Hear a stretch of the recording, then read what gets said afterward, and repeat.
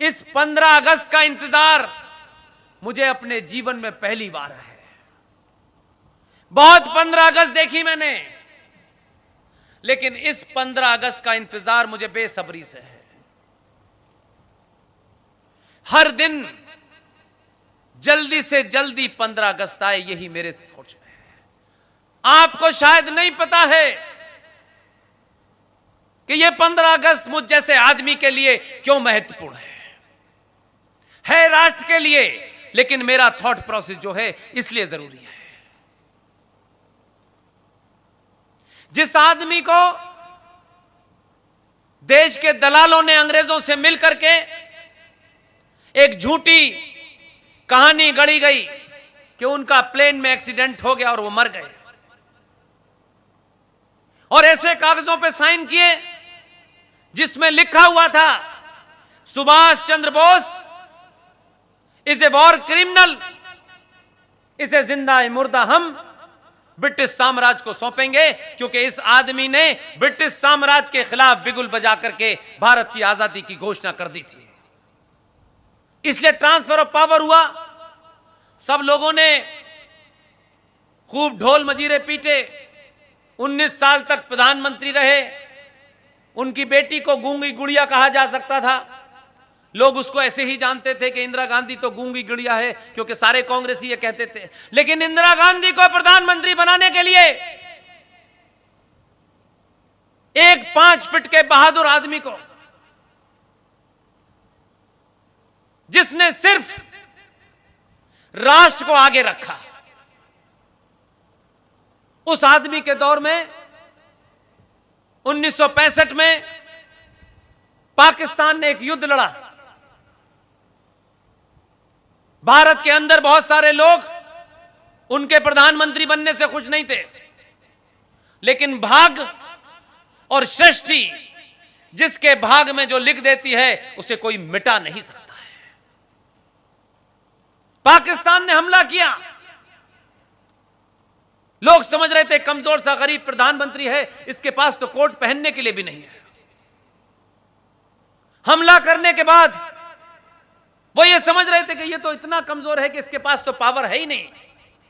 इस आदमी को तो सिर्फ इसलिए प्रधानमंत्री बना दिया गया है ताकि वो जो गूंगी गुड़िया थी उसको प्रधानमंत्री बनाने में आसानी हो जाए। लेकिन ऐसे समय में उस गरीब परिवार का एक बच्चा जो प्रधानमंत्री बन गया था, जिसको शायद यह भी अंदाजा नहीं था कि वो कितने दिन प्रधानमंत्री रहेगा, लेकिन जितने दिन भी रहा उसके जीवन में एक घटना घटी कि पाकिस्तान ने गलती से हमला कर दिया।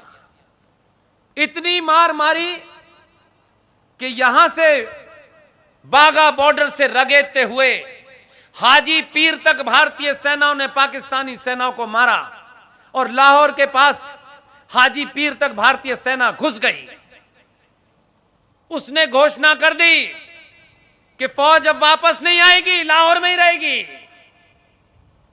लेकिन भारत के सियासी दलालों ने अपने अंतर्राष्ट्रीय दोस्तों से मिलकर के उस प्रधानमंत्री लाल बहादुर शास्त्री को मजबूर किया कि वो ताशकंद जाएं और उस पर समझौता करें। और अपने दोस्तों से मिलके, क्योंकि वो दोस्ती मुझे अब भी नजर आती है, उस पार्टी के कुछ लोग पाकिस्तान जाते हैं और वहां के इंटेलेक्चुअल के बीच में बैठ के टेलीविजन पे कहते हैं आप हमारी मदद कीजिए मोदी को हटाने के लिए। ये बीमारी पहले भी थी, उसी पाकिस्तान की और रशा की मदद से लाल बहादुर शास्त्री की ताशकंद के अंदर हत्या कर दी गई, क्योंकि ये प्रधानमंत्री अगर वापस आएगा तो पूरे देश में पॉपुलर होगा। हम वहां से निकले हैं, इसलिए आज आप लोगों के लिए ज्यादा बड़ी खुशी की बात होगी, क्योंकि कम से कम आपको इस बात का हमेशा घमंड रहेगा, हमेशा आपका माथा ऊपर रहेगा कि आपने जिसको भेजा उसने कितनी कानून बनाए, कितने हटाए, ये कभी कोई राष्ट्र याद नहीं रखता। राष्ट्र याद रखता है कि इसने ऐसा कौन सा काम किया है जो आने वाली हजारों साल तक नस्लें उसको देख करके प्रेरणा लेंगी और उनके अंदर एक अलग शौर्य पैदा होगा। जिस आदमी को एक जहाज की घटना में मार करके उसे गुमराह करने की कोशिश की, उसको सत्ता से हटाने की कोशिश थी, वो हट गया।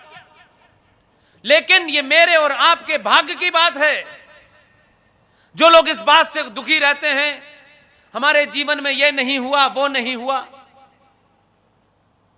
आपके जीवन में कुछ घटनाएं ऐसी हैं जिसके आप आई विटनेस, साक्षी बनेंगे, तो आपके नाती पोते भी कहेंगे हमारे बाप जिंदा थे तब ये काम हुआ था, ये हमारे भाई के सामने हुआ था। 47 में मैं नहीं था, आप नहीं रहे होंगे, हमने पटेल को नहीं देखा, हमने सावरकर को नहीं देखा, लेकिन आज एक भूमिका हमको मिली है। इस भूमिका को अगर सही तरह हम निभा दें तो यकीन मानिए आने वाली नस्लें, अगर आपकी मूर्ति नहीं भी लगी होगी तो हजारों करोड़ों लोगों के दिलों में आप बसेंगे। इसलिए इस लम्हे को जाने मत दीजिएगा।